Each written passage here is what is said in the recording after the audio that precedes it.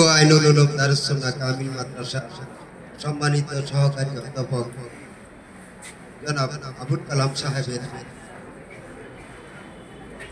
জন্য আজকে আমরা নাকি দোয়ার অনুষ্ঠান করছি। আমার এখনো বিশ্বাস হচ্ছে না। আমি যখন শুনলাম ইউনিয়ন থেকে করেছেন, আমি ওনার বাড়িতে গেছি রাত্রি 11টায়। আমি ওনার পাশে বসেছিলাম অনেকক্ষণ, কিন্তু ওনার জীবনে আমি যখনই ওনার পাশে থাকতাম উনি আমার সাথে হাসি মুখে কথা বলতেন। আমার যদি মন খারাপ থাকতো উনি চেষ্টা করতেন সেটাকে ভালো করার জন্য। আমি ওখান থেকে দীর্ঘক্ষণ অপেক্ষা করার পর মনে মনে বললাম যে কালাম সাহেব কথা বলছে না কেন। কিছুক্ষণ পর চলে গেলাম, জানাজা পড়লাম। এরপর আমার মনে হচ্ছে না যে উনি চলে গেছে। ওনার প্রতিটা মুহূর্ত আমি ওনার সাথে দীর্ঘদিন ছিলাম।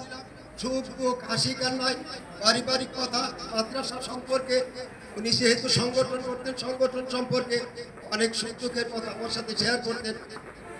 আমি ওনাকে এমন একজন মানুষ আমি দেখেছি, আমার কাছে সৎ মানুষের পরেই অভাবী সমাজ ব্যবস্থায়, কিন্তু ওনার মতো একজন সৎ মানুষ আমি দেখি না, আমি দেখিনি। বিশ্বাস করেন ওনার জীবনের উনি যে টাকা বেতন পেতেন, ওনার পরিবারে 5টি মেয়ে, উনি পরিবারটা কিভাবে চলবে এই চিন্তা তিনি কখনো করতেন না। তিনি অর্ধেকের চেয়ে বেশি টাকা উনি যেখানে কোনো মেহমান আসতেন টাকা খরচ করে ফেলতেন। আমি অনেক সময় বিরক্ত হয়ে বলতাম, আপনি শুধু মানুষকে খাওয়াচ্ছেন কেন, আপনাকে এটা, কিন্তু উনি কিন্তু এটাতে পিছপা হয়। তিনি হিন্দু, বুদ্ধ, খ্রিস্টান, আমার জাতি ধর্ম কিছু আছে, সমস্ত স্তরের মানুষ, সমস্ত মানুষের সাথে, রিক্সাওয়ালা, শ্রমিক, দিনমজুর সবার সাথে উনি এমনভাবে আচরণ করতেন, সবার কাছে উনি আপনজন। যার সাথেই কথা বলতেন তিনি যেন তার আপনজন হয়ে যেত। তার পোশাক আশাক আমার কাছে অনেক সময় অবাক লাগতো। তিনি যে পোশাকগুলো পরতেন, আমাদের এই সমাজ ব্যবস্থায় যারা কোনো পদ পদবি পায় ওদের ক্ষমতার দাপট, কিন্তু আবুল কালাম সাহেব লোহাগাড়া জমাতের সেক্রেটারি ছিলেন। তার হাব ভাব, কথাবার্তা, চাল চলন, আচার আচরণে কোনোদিন প্রকাশ পায়নি যে তিনি এত বড় একটি সংগঠনের এত বড় একটি পোস্টে আছেন। তিনি সাধারণ মানুষ ছিলেন, কখনো বুঝতে দেয়নি যে আমি ক্ষমতাশালী। এই কথাটা তিনি তার জীবনে কখনো দেয়নি।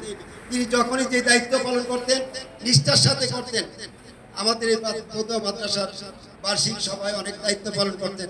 সবাই সবার যেভাবে পারছে চেষ্টা করছে খাওয়ার জন্য।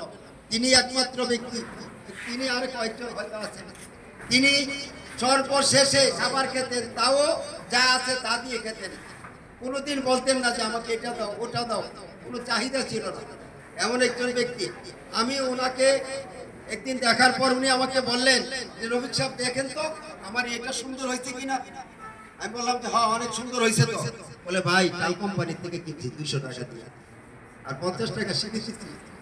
যার জীবনের সুখ স্বাচ্ছন্দ্যকে ত্যাগ করে মানুষের জন্য, ছাত্রছাত্রীদের জন্য, সমাজের জন্য তার নিজেকে উজাড় করে দিয়েছেন। আমি ছাত্রছাত্রীদের কাছে বিনীতভাবে বলবো এইটুকু যে দেখো, উনি চাইছেন তোমরা মানুষ হও, তোমরা মাথা উঁচু করে বেঁচে থাকো।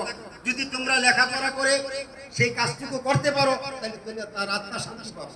আমি আমার সমস্ত ছাত্রছাত্রীর কাছে আমার এটা আহ্বান থাকবে, তোমরা ভালো করে লেখাপড়া করো, মাথা উঁচু করে চলো, তাহলে কি হবে, কালাম সাহেবের আত্মা শান্তি পাবে। কারণ উনি চেয়েছেন এমন একটি সমাজ ব্যবস্থা, এমন একটি মাদ্রাসা, যে মাদ্রাসার ছাত্রছাত্রীরা দেশে বিদেশে সুনাম অর্জন করবে।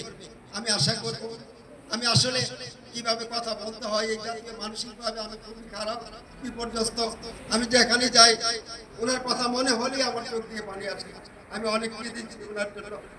ওনার মতো ভালো বন্ধু, অনেকটি সংগঠন, এমন কি বলবো ওনার ব্যাপারে, ওনার গুণের কোনো কথা আমি বলে শেষ করতে পারবো না।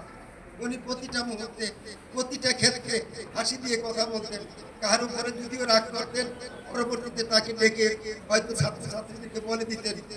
ওনার মতো একজন শিক্ষক, রাত্রে যদি এই হলরুমে বাতি জ্বলে, বাতিটা যদি নেমে যায়, যেমন অন্ধকার হয়ে যায়, আমার পুরো মাদ্রাসা অন্ধকার হয়ে গেছে।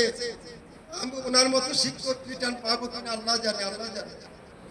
সবাই ওনার জন্য দোয়া করবেন, ওর পরিবারের জন্য দোয়া করবেন। ওর দ্বিতীয় মেয়েটা যখন বিয়ে দেয়, সে আমার সাথে বলছে, কেঁদে দিয়ে বলছে যে রফিক সাহেব আমার মেয়েটাকে এখন কি করবো আমি বুঝতে পারতেছি না।